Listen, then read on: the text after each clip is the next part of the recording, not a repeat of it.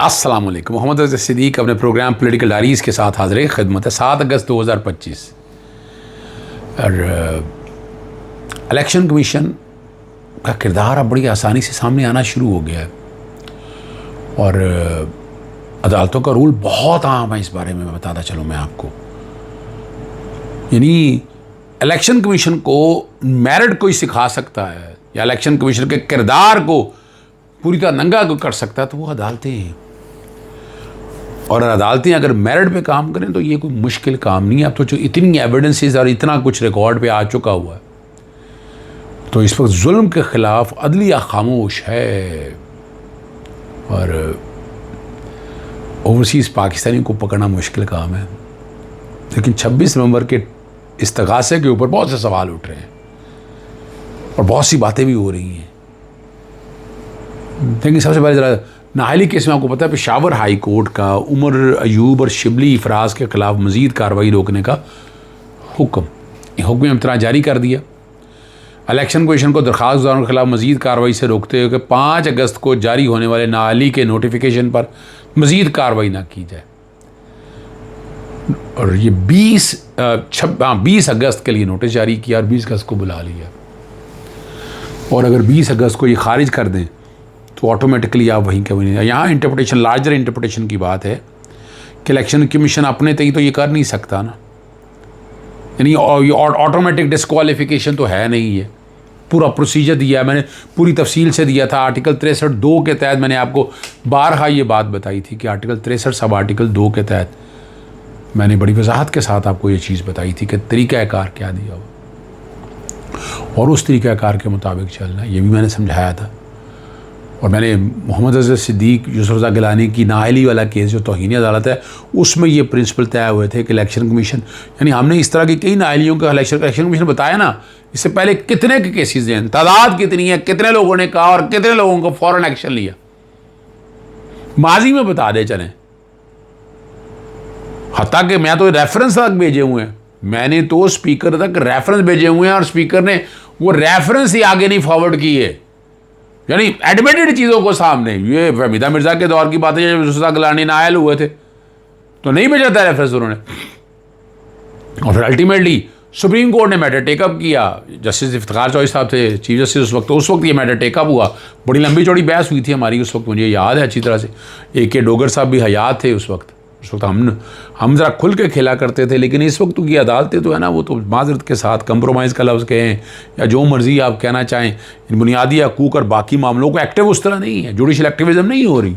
और पाकिस्तान ऐसा मुल्क है इसमें जुडिशल एक्टिविज़म नहीं होगी तो ये चल नहीं सकता निज़ाम यहाँ का, ये मैं बता दूँ आपको। पाकिस्तान में जुडिशल एक्टिविज़म के बगैर गुजारा नहीं है।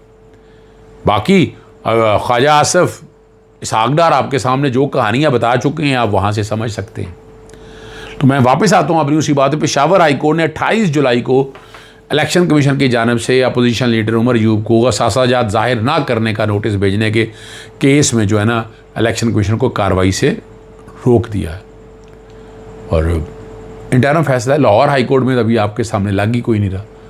लाहौर हाई कोर्ट ने तो दरखास्तें वसूल नहीं करते। यहाँ कमाल है, रजिस्ट्रार ऑफिस क्या करे, वहाँ इंस्ट्रक्शन ही ऐसी आई हुई हैं कि आपने दरखास्त डायरी ही नहीं करनी। वैसे तो डायरी आम दिनों में भी मैं पताता रहूँ फ़ौरन डायरी दें, पड़ी रहती हैं फाइलें, डायरी जाकर पता नहीं कब होती है। ये एक लाहौर हाई कोर्ट का एक इतनी बड़ी हाई कोर्ट, इंसाफ के दरवाजे किस तरह ग्रीवियंस पिटीशन की तरफ ले जाएँ, कभी इधर ले जाएँ कभी उधर ले जाएँ। यहाँ तो दरवाजे की तरह से बंद कर दिए हुए हैं हाई कोर्ट के अंदर। यहाँ तो बड़ा बुरा हाल है, सच बताऊँ मैं आपको जो हकीकत है।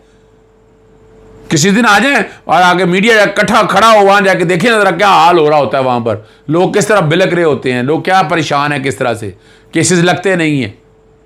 ये एक नॉर्मल सी रूटीन अब चली आ रही है जो आपके सामने बताता चलूँ मैं। हम देखते आए हैं ये सारी बातें, यहाँ हक़ाइक़ पर मबनी चीज़ें हैं सारी, जो रिकॉर्ड के ऊपर भी हैं सारी। ये याद रखना है आपने, आपको समझ आ जानी चाहिए बातों की, ये समझना ज़रूरी है, वरना आप इस निज़ाम के अंदर नहीं ठहर सकते। वरना और मसाइल बहुत हैं आपके लिए, इश्यूज बहुत हैं, प्रॉब्लम्स बहुत हैं। हाँ मुझे याद आया, आपको याद है उमर अयूब ने चीफ जस्टिस याहिया अफरीदी से टेलीफोन पर बात होती रही है। कबल उमर अयूब ने चीफ जस्टिस को 9 मई के हवाले से ख़त लिखा था जिसमें गैर कानूनी सज़ाओं का जिक्र किया था चीफ जस्टिस ने मुलाकात का कहा मगर मुलाकात नहीं हो सकी। भाई ये बातें भी सारी आप सबके सामने। और उमर अयूब की ज़बानी कैपिटल टॉक में बुध के दिन 11:13 पर चीफ जस्टिस से मेरी बात हुई। उन्होंने कहा 2 बजे सुप्रीम कोर्ट आ जाए, और मैंने कहा कि मेरे वारंट निकले हुए हैं, ये बात जो है आप मुझे तो हफ़्ज़ नहीं फराम कर सकेंगे, इसलिए मैं आ नहीं सकता। 11:43 पर मुझे कॉल आई जुमा को पेशावर में मुलाकात होगी। फिर जुमेरात मुझे 2 बजे सज़ा सुना दी गई। फिर मैंने चीफ जस्टिस को मैसेज किया और अब सज़ा सुना दी गई, इसलिए मुलाकात मुनासिब नहीं है। उन्होंने आगे से मैसेज किया ओके।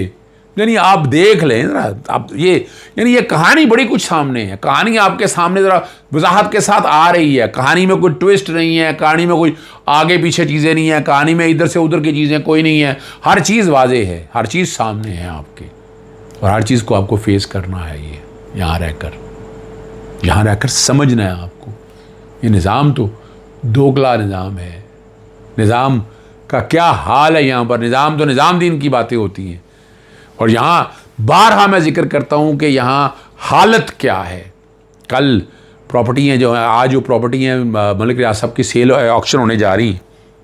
सुप्रीम कोर्ट में पिटीशन दायर की थी। Bench justice chief justice Aminuddin साहब, जस्टिस नईम अख्तर अफगान और जस्टिस मियां गुल हसन औरंगजेब। तो लोग तो बेंच की कंपोजिशन देखकर कह लेते हैं क्या होना है। आईनी बेंच है ना, ये आहनी बेंच है, नहीं चले जो मर्जी बेंच के, ये आम सुप्रीम कोर्ट का बेंच है, ये कॉन्स्टिट्यूशन बेंच नहीं है। नॉर्मल कोर्ट के अंदर बैठे हुए हैं, और बेंच की कंपोजिशन से अंदाज़ा हो जाता है ना क्या होना है क्या नहीं होना। पहले तो बेंच फिक्सिंग की बातें करते थे, अब तो कोर्ट फिक्सिंग की बातें होती हैं यहाँ जुडिशल कमीशन के ज़रिए। यानी अब बेंच जब जो बैठ के सारा कुछ हो रहा है, आईली बेंच सारा जो बल रहा है वो तो आपके सामने जुडिशल कमीशन बना रहा है, हुकूमत बना रही। यानी हुकूमत को इतनी छुट्टी दे दी है, इतनी खुली छुट्टी दे दी है, बातें हो रही हैं, वजाहतें हो रही हैं, और आपके पास कोई जवाब नहीं है इस बात का। और जुल्फी बुखारी बड़ी हिम्मत कर रहा है, बड़ी मेहनत कर रहा है। साहबजादा आमिर जहांगीर और ओवरसीज़ का इंग्लैंड में जो मुजाहरा हुआ वो बहुत कामयाब मुजाहरा हो गया। वो यहाँ तो बड़ी कहानियाँ सुनाई गई थी। पिछले दिनों को बार्सिलोना में फंक्शन हुआ कि ना वो ओवरसीज़ पाकिस्तानी अब कुछ नहीं करेंगे, कुछ नहीं होगा वो, लेकिन वो वाला उस दिन का जो मुजाहरा है वो बड़ा कामयाब तरीन मुजाहरा रहा है। पाकिस्तान तहरीक नहीं, पीटीआई को मैं तारीफ़ कहता हूँ। और ये एक वजह ये भी थी कि सारी पीटीआई को इकट्ठा किया गया, ये भी बड़ा ज़रूरी था, वरना आपस में डिफरेंसेस इश्यूज़ और हैं वहाँ, और मामलात हैं। और जो कि वहाँ इलेक्शन तो देखें ना, वहाँ कोई MP MA ने तो बनना नहीं होता, वहाँ के लोकल लोग, लेकिन लोग मेहनत करते हैं वहाँ पर, बहुत लोग मेहनत करते हैं। कार रैलीज निकाली गई, बहुत कुछ किया गया वहाँ पर। तो वहाँ हर एक अपना एक रोल है। जुल्फी बुखारी ने DW को इंटरव्यू देते हुए कहा था कि इमरान खान के सियासतदान से बात करने में कोई मसला नहीं है, लेकिन पाकिस्तान में तो अगर देखा जाए तो सियासतदान टूथलेस है, उनकी कोई औकात नहीं है। पाकिस्तान में पीछे बैठकर सारी ताकत जो है ना, जो लोग एंजॉय कर रहे हैं, और मुज़ाकरात हमेशा उसी से किए जाते हैं जिसके पास ताकत होती है। डोनाल्ड ट्रंप ने अभी पहले मुलाकात पाकिस्तान के आर्मी चीफ से की है, इसलिए बातचीत आर्मी से हो सकती है। हुकूमत तो हवा में। पाकिस्तान तहरीक इंसाफ पर अफरा तहरीक के इल्ज़ाम के हवाले से जवाब देते हुए उन्होंने कहा रियासत के पास कोई दूसरा ऑप्शन नहीं, तहरीक इंसाफ वाहिद जमात है जो उनको चैलेंज कर रही है। हमारे पास वगैरह हुकूमत का मैंडेट है, अवाम का मैंडेट है। 2024 का इलेक्शन में तमाम तर मुश्किलात के बावजूद वाज़ेह अक्सरियत हुई, ये तो हर एक को पता है। जैसे बाद में चोरी कर गया 5 अगस्त एहतजाज पर, और पाकिस्तान का मर्ज़गी पुलिस ने तूफ़ान रोकने के लिए आंसू गैस शेलिंग की, क्रैक डाउन किया। इमरान खान को 2022 में हटाया गया। आज भी इमरान खान की जो है ना पार्टी की अहम लीडरशिप को चार्ज किया जा रहा है। और अब यह बड़ी ज़बरदस्त बात हो जाए जो बता रहे थे कफ़ायत शारी। पंजाब हुकूमत ने VIP मेहमानों की 4 बुलेट प्रूफ मर्सिडीज़ गाड़ियों की मंजूरी दे दी है, और एक बुलेट प्रूफ गाड़ी की कीमत 18 करोड़ 25 लाख रुपये है। टैक्स समेत गाड़ियों की ख़रीदारी पर कुल लागत 79 करोड़ 54 लाख 18,000 रुपये खर्च होंगे। ये कफ़ायत शारी है आपके ज़रिए। आखिर में बात वही है, बैरिस्टर गौहर ने मतीउल्लाह जान को जो जवाब दिया वो आपके सामने है। वो कहते जब मैंने बैरिस्टर गौहर से कहा कि 26 नवंबर को आपने कारकुनों को शहीद कराया, इस पर इस्तग़ासा दायर किया और अभी तक आप बयान भी नहीं दे रहे। अच्छा, इस पर जो जवाब उन्होंने कहा कि जब मेरा वकील मुझे कहेगा तो बयान दूंगा। अब यहाँ बातें हो रही हैं कि कौन क्या हो रहा है। अंदाज़ा लगाएं कि पाकिस्तान तहरीक इंसाफ के 14 कारकुन गोलियों से शहीद हुए, 80 से ज़्यादा ज़ख्मी हुए। और अब यहाँ बातें बड़ी हो रही हैं, लोग बड़े तंग हो रहे हैं, दिक्कत हो रही है। यानी अगर आपका इस्तगासा मजबूत है तो केस को आगे चलाएं, वरना कल इस्तगासा खारिज कर देंगे। सरसरी बयान के ऊपर ही पड़ा हुआ है। इजाज़त चाहता हूँ। अस्सलाम वालेकुम, अल्लाह हाफ़िज़। पाकिस्तान जिंदाबाद।